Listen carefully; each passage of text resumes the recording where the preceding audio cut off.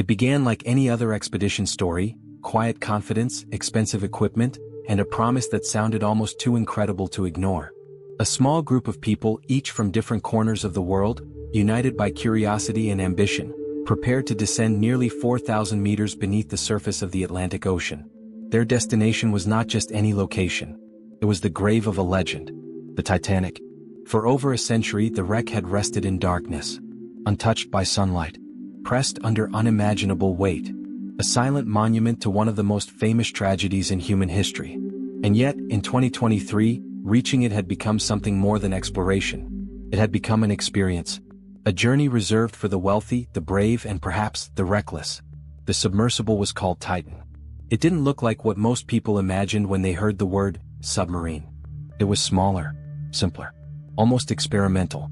Built using a combination of carbon fiber and titanium, it was designed to withstand crushing pressure. Pressure so intense it could collapse steel like paper. Inside, there was barely enough room to sit comfortably. No seats. No windows in the traditional sense. Just a small viewport at the front and screens displaying external cameras. But what it lacked in comfort, it made up for in promise. This wasn't just a dive. It was a chance to see history face to face. On the morning of June 18, 2023, the Titan began its descent from a support ship floating above the North Atlantic. The weather was calm. The ocean unusually forgiving. Everything seemed aligned for a successful mission. 5 people were inside. Each one knew the risks. At least that's what they believed. As the sub slowly submerged, sunlight faded. Blue turned to black. The surface world disappeared, replaced by a cold, endless void. Communication with the surface was maintained through a simple text-based system. No constant voice link. No real-time tracking in the way most would expect. Just periodic messages confirming their position and status. At first, everything was normal. Depth markers increased steadily. Systems checked out. The Titan was performing exactly as designed. Then, an hour and 45 minutes into the descent, silence. No warning. No distress signal. No final message. Just nothing. The support crew waited. At first, there was no panic. Communication interruptions weren't unheard of. Deep-sea conditions could interfere with signals. It happened. Sometimes, patience was all that was needed. But minutes turned into longer stretches. Messages went unanswered. Systems on the surface showed no new updates. The scheduled check-in time passed. Still nothing. A quiet tension began to spread across the deck of the ship. Something wasn't right. They attempted to re-establish contact. Again and again. Each attempt met with the same result: silence. Not static. Not broken messages. Just complete absence. It was as if the Titan had vanished.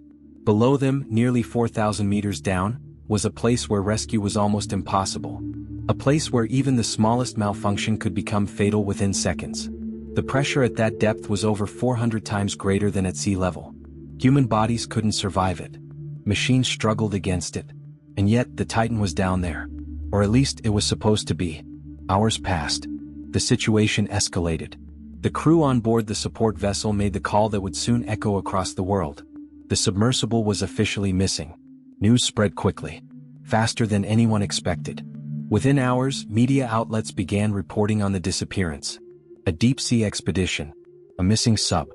5 people trapped somewhere in the darkness of the Atlantic. The story had everything. Mystery. Danger. A race against time. Because there was one detail that changed everything. The Titan had a limited oxygen supply. Estimates suggested that if everything inside remained stable, the passengers might have around 96 hours of breathable air. 4 days. That was the window. After that, there would be nothing left. Suddenly, this wasn't just a missing vessel. It was a countdown. Rescue teams were mobilized immediately. Governments got involved. Naval forces, deep-sea specialists, remotely operated vehicles. Everything that could possibly reach those depths was considered. But the ocean is not forgiving. Searching for something the size of a small vehicle in an area larger than some countries is not a simple task. The Atlantic is vast, unpredictable, and brutally silent. Above the surface, ships began scanning. Aircraft circled overhead, searching for any sign, any indication that the Titan might have resurfaced. Because there was still hope. Maybe the sub had lost communication but managed to return to the surface. Maybe they were floating, waiting to be found. But no signal. No visual confirmation. Nothing. Below the surface, the challenge was even worse. At those depths, visibility is near zero.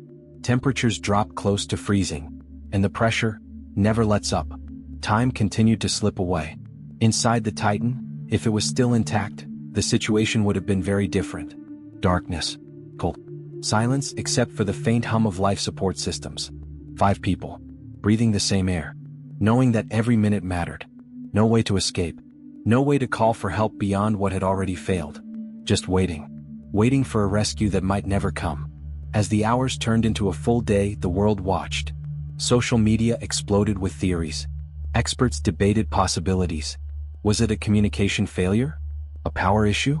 Had the sub become entangled in the wreckage of the Titanic itself? Or something worse? Something sudden? Something irreversible? Because deep beneath the ocean there are no second chances. Something goes wrong, it goes wrong instantly. And sometimes, there is no time to even realize it. Back on the surface, hope and fear began to collide. Every passing hour reduced the chances of survival. Every failed attempt to locate the Titan made the situation more desperate. But the search continued. Because somewhere, in that vast and unforgiving darkness, 5 lives were hanging by a thread.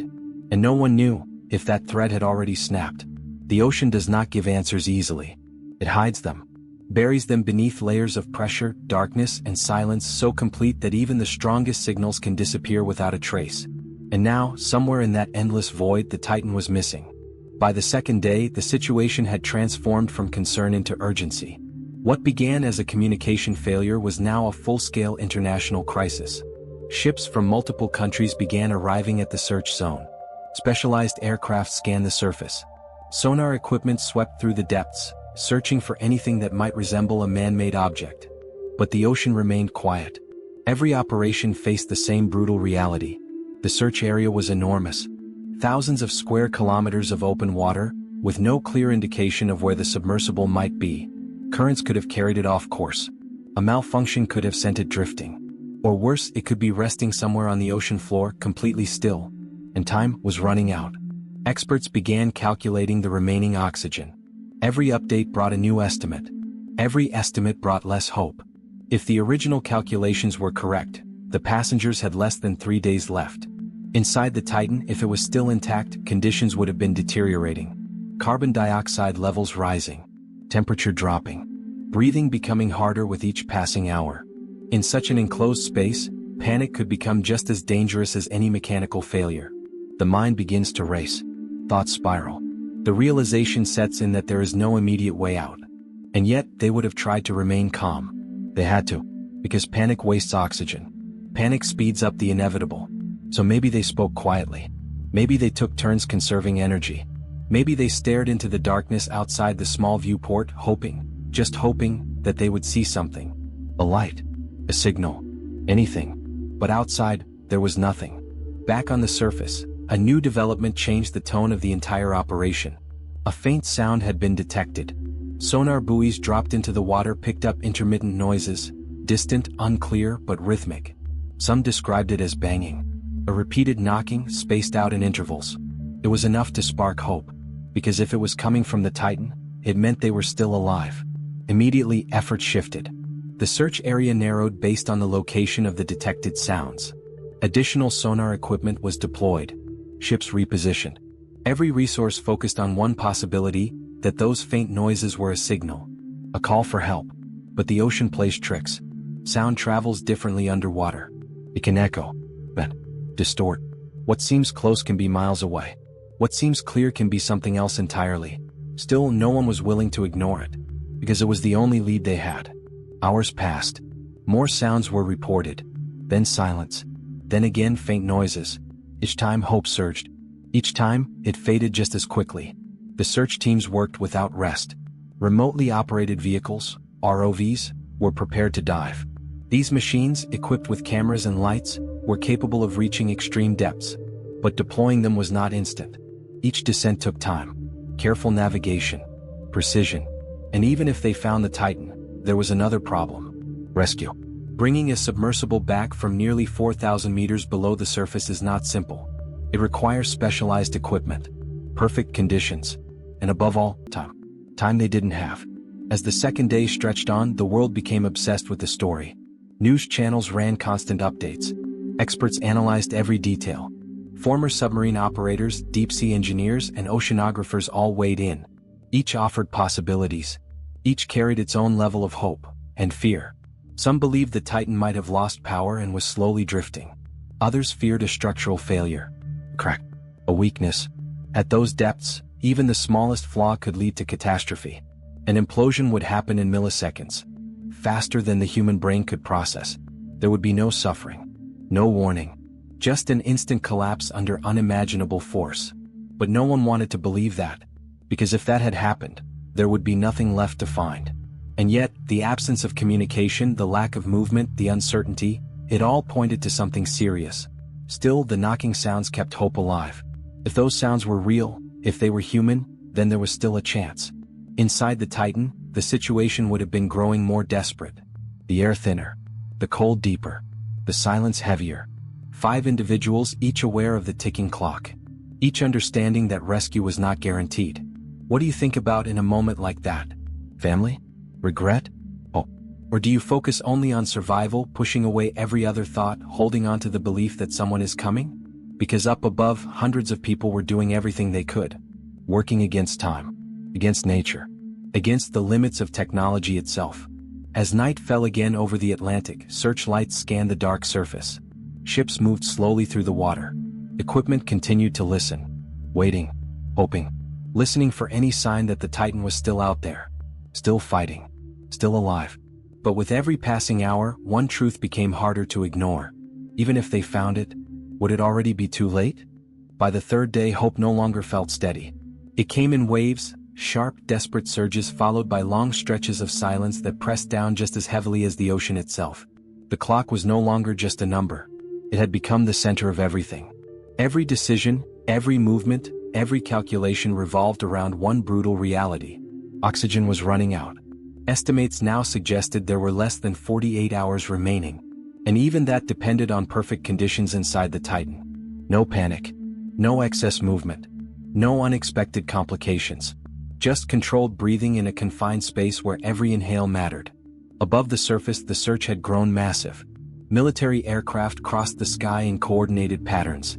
Ships formed a scattered network across the ocean. Sonar systems scanned deeper, wider, more aggressively than before.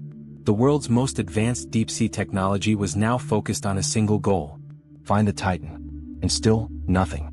The knocking sounds that had once sparked hope became less consistent, harder to confirm. Some reports claimed they had heard them again. Others said it could be natural ocean noise, mechanical echoes, distant debris shifting on the seafloor. No one could say for certain. But uncertainty is its own kind of fear. Because as long as there was doubt, there was still hope. And hope can be both powerful and cruel. Deep beneath the surface, if the Titan was still intact, time would have felt different. Slower, heavier, each second stretching longer than it should. The human mind begins to change in that kind of environment. Cut off from light, from fresh air, from any sense of control. Breathing becomes deliberate. Movements become minimal. Words become rare. Maybe they stop talking entirely. Maybe they saved their energy, understanding that every unnecessary action reduced their chances of survival. The air would have grown stale, thick, harder to draw into the lungs. Carbon dioxide building quietly, invisibly, making thoughts foggy, making decisions slower. And then there was the cold. At those depths, temperatures hover just above freezing. Without proper heat, the body begins to lose warmth slowly but steadily. Fingers go numb. Muscles tighten. Shivering becomes constant. A slow, creeping exhaustion. And still, no rescue. Back on the surface, a new strategy was being deployed. More advanced remotely operated vehicles were finally being sent down. These machines were capable of reaching the depth of the Titanic wreck. Equipped with high-powered lights, cameras, and robotic arms, they represented the best chance of actually locating the submersible. But deploying them took time. Time that was almost gone. Each descent into the depths could take hours. Careful navigation was required to avoid entanglement and debris or damage from the harsh underwater environment. And even once they reached the bottom, the search area remained vast. The Titanic wreck itself added another layer of complexity. It was not a single, intact structure. It was a field of debris scattered across the ocean floor. Twisted metal, broken sections, fragments spread over a wide distance. If the Titan had reached the wreck and become trapped, Finding it would be like searching for a needle in a field of wreckage. And if it had drifted away from the planned path, then it could be anywhere. As the hours passed, a darker possibility began to gain attention. Implosion. Experts spoke about it carefully, but the word began to appear more often. At the depth of the Titanic, the pressure is so extreme that any structural failure would result in immediate collapse. Not seconds. Not even a full moment. Milliseconds.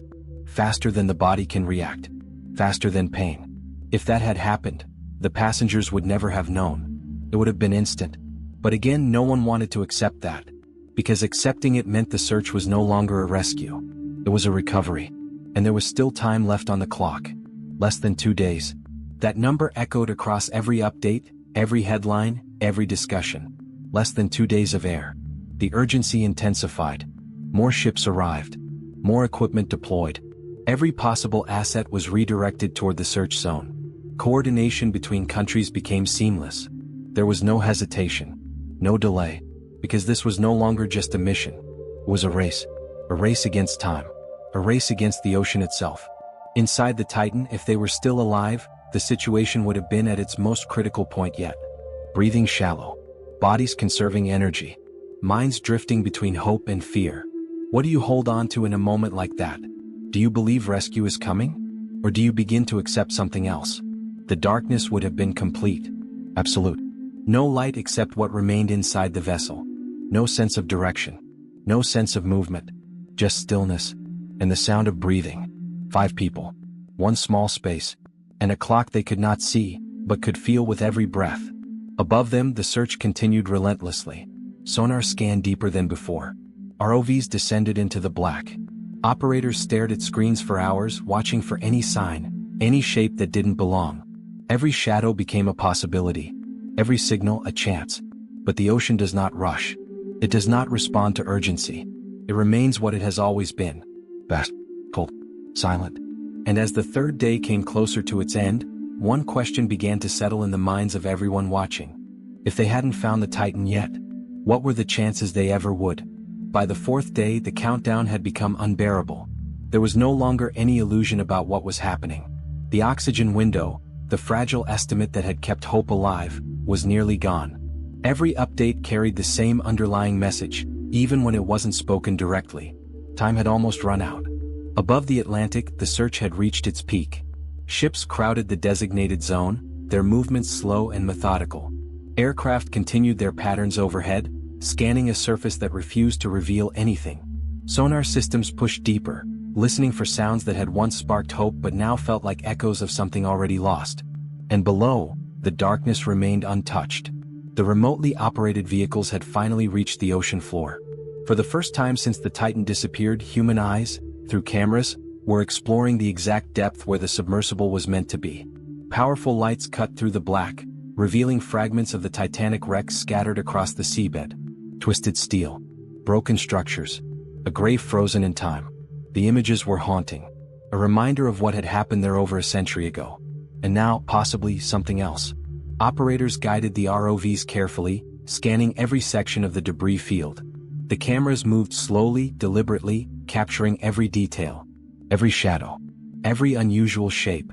Because somewhere in that silent landscape, there could be answers. Or confirmation of the worst. Back on the surface, the atmosphere had changed.